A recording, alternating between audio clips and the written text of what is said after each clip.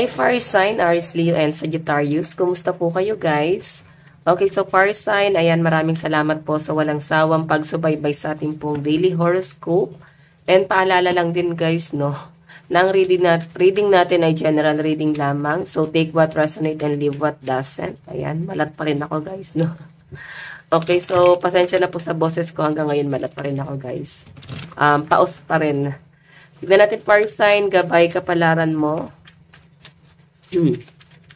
Gabay kapalaran po ni Fire Sign, Aries, Leo, and Sagittarius. Okay, so guys, meron tayong you are lucky. Actually guys, medyo naano ko dito sa picture. Tignan mo, sobrang swerte ng mga Fire Sign. Pero parang, hindi naman sa parang ungrateful, no? Pero hindi nyo guys ma-feel yung swerte nyo. Hindi nyo guys ma-enjoy yung swerte mo. Kung marami naman guys blessing na dumarating, hindi nyo guys ma-enjoy. Siguro, inuuna mo kasi guys, na-i-build mo na yung foundation ng ibang tao like family. Sila muna guys yung inuuna mo. No? Nagpupundar ka para sa ibang tao, hindi para sa sarili mo. Kumbaga, sinisecure mo muna yung future nila. Yun yung nasasagap ko sa inyo guys. I know, stop doing so much. So, parang tama na yon. Sobra-sobra ka na sa pagtulang Fire Sign. Okay? Parang kailangan mo naman daw dito, guys, is tulungan mo yung sarili mo. Siguro, yung ungrateful dito is yung mga tao sa paligid mo. Okay? Sa pinapakita sa akin, Fire Sign, like, lahat ginagawa mo para sa kanila, dumarating na lang sa point na nananawa na kayo. Kakatulong, kakamalasakit, nananawa kayo sa ganon. Mukhang matalino din ang mga Fire Sign, guys, no? Ayan, no? I don't understand yet. I am genius. So, kung ano man, guys, yung sitwasyon mo ngayon, parang wala ka pang maintindihan. Hindi mo pa, guys, naunawaan yung mga bagay-bagay sa paligid mo. So, I think, hindi pa talaga siya, hindi mo pa siguro, guys, forte yung bagay na yun. Like, hindi mo pa gusto yung bagay na yun kung bakit wala ka pang nauunawaan doon. Okay? Tignan pa natin. Ayan, ubo ko Fire Sign, no? I'm not always an angel. So, nakikita ko guys na naabuso ang energy ng mga Fire Sign. Okay, no? Hindi habang buhay mabuting tao ang mga Fire Sign. So, I think yung iba sa inyo, nandun kayo sa point na nagiging balanse ka, no? Balanse yung pagiging mabuti at pagiging masama. So, yes, mabait ako pero huwag mo akong aabusuhin. Parang ganon. Mabait ako pero huwag niyo akong kakantiin. Ganon yung nafe-feel ko sa inyo guys. Ngayon, natututo kang maging balanse. Dati kasi siguro lagi kang mapagbigay or angel ang tingin sa'yo ng mga tao. Ikaw yung guardian nila, savior nila. Ikaw yung nandiyan, ikaw yung nasasandalan nila. Siguro dumadating sa point, Fire Sign, na ikaw naman yung may problema. Ikaw yung walang masandalan. Wala ka masandalan, guys. Kahit yung pinaka-favorite person mo, guys. Or sa relationship, no? Ikaw pa yung sinasandalan ng person mo. So, parang napapagod yung iba sa inyo. Fire Sign, sa ganong thinking na parang, kailan ba ako makakahanap ng pahinga ko? Parang ganon. Taong masasandalan ko, hindi yung parang ako yung laging nilalapitan. Parang ganon yung nakasagap ko, guys, no? Ano ba to? Lagi pa kayo nauutangan sa family? Ikaw yung laging, parang sinusolusyonan mo yung problema sa family. Okay. Tignan pa natin Fire Sign. Meron tayong sometimes I need help. Diba? Puro sa pagtulong to guys. Nagkakasakit siguro yung mga Fire Sign. Or hindi na guys ganun ka-stable yung daloy ng pera sa inyo. Okay, like marami ka na guys mas kinukonsider or parang inuuna naman ng mga Fire Sign is yung kanilang stability.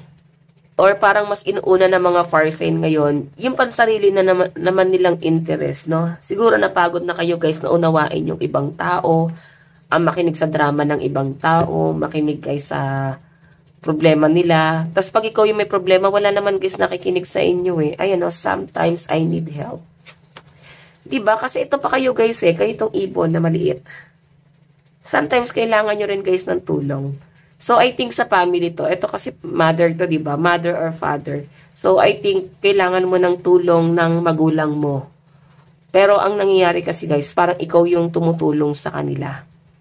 Okay? Ikaw na yung pumasan para sa responsibilidad sa kanila. Pero parang, ang nangyayari siguro fire sign, nagiging kampante sila.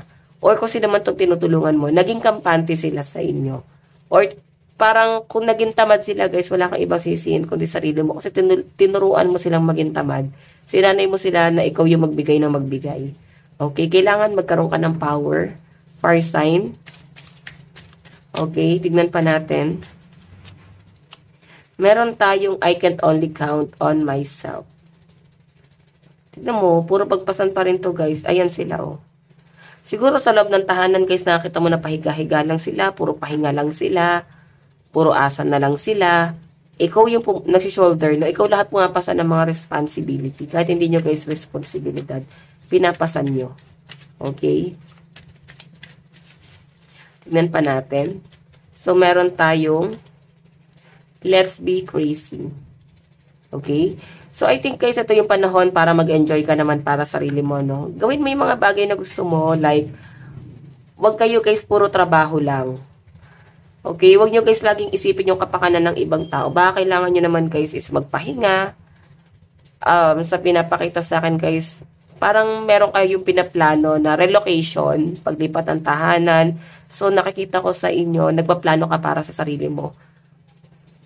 Para sa pagsasama nyo siguro ng person mo to. May nakita ko guys, relocation sa inyo. May paglipat ng bahay eh.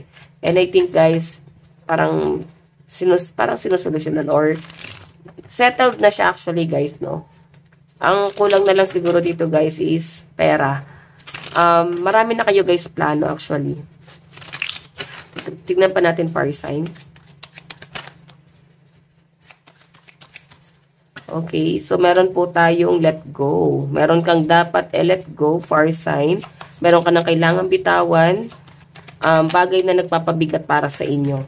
So, eto guys maswerte ka kaya nga marami nakadikit sa inyo. Kasi maswerte ang mga fire sign. So, ano ba yung mga dapat mong let go? Kung makita nyo guys, death yan. Yung mga umaasa lang sa inyo. Yung dapat nyo guys let go is yung mga negative na tao. Okay, meron tayo guys opportunity. Ayan, maraming opportunity na paparating sa inyo. Kaya nga maraming parang linta or suso na dumidikit sa mga fire sign. Okay, so baka kasi guys, mag-iingat ka, baka i-take advantage kanila. Since maraming opportunity na dumarating sa inyo. Blessing na dumarating sa inyo. So parang mas, kailangan marami kang i-consider like family, sarili mo, kaligtasan mo. Okay, walang masama maging selfish minsan kung sobra-sobra na guys yung pagtulong mo sa ibang tao. So, focus ka naman sa sarili mo. May nakita ko guys, ang daming opportunity paparating sa inyo. Sumaring blessing, abundance. Okay, may good news na paparating guys, no? Meron tayong indecision. Okay, sometimes I need help. Ito guys, parang medyo nagiging, meron na kayo guys pinag-iisipan dito. Okay? Yung mga tao siguro guys na tinutulungan nyo na parang hindi naman kayo guys tinutulungan. Or maaaring pakitang tao yung pagtulong na ginagawa nila sa inyo. Like, kunyari tumutulong sila pero hindi naman talaga guys. Okay? Indecision, parang nandun na kayo sa point na hindi na kayo guys makapag-decide. Hindi na kayo makapag-decide kung tutulong pa ba kayo. So, ayan. Piliin nyo na lang guys yung tutulungan nyo. Victory. Ayan. Mukhang kung ano man guys yung maging decision mo, maganda naman guys yung mangyayari daw, no? Ba't ba yung card ko? Ace of Clouds. New ideas. Okay. Alam nyo guys, maganda yung mga naiisip mo, mga plano para sa'yo. Okay. May paparating dito guys na new opportunity and I think may papanalo mo to, no? Bago pa lang to guys kasi new ideas na dito. So, maaaring may mga bagong opportunity, blessing, na paparating, good news, na paparating pa sa inyo. Pero I think, meron nga kailangan i-release and let go. Kasi hindi na sila guys kasama sa swerte mo. Kumbaga yung swerte na paparating sa inyo is para sa inyo na lang yon. Okay? Para sa inyo na lang yon. So, kung sino man yung dapat yung bitawan, ito yung parang pili nyo is puro pasakit na lang yung binibigay sa inyo, problema na lang yung binibigay sa inyo. So, yun yung kailangan nyo guys. Let go na siguro, okay? Tingnan natin na ba ang inyong advice. Meron tayong, your commitment is being tested. So, sino ba itong mga kasama mo na masyado nyo na guys, na-test, no? Na-test nyo na yung commitment mo sa tao. Wait, I mean, na-test nyo na yung commitment nyo doon sa mga taong yon. Ngayon, pag-isipan mo, ano ba yung nangyari nung sumama ka sa kanila. Tignan natin ha. Meron tayong healing, cleanse, hydrate, dissolve, and purity. So, I think yung iba sa inyo, nagkakasakit, parang nasa healing pa, no? Pahinga lang kayo, guys.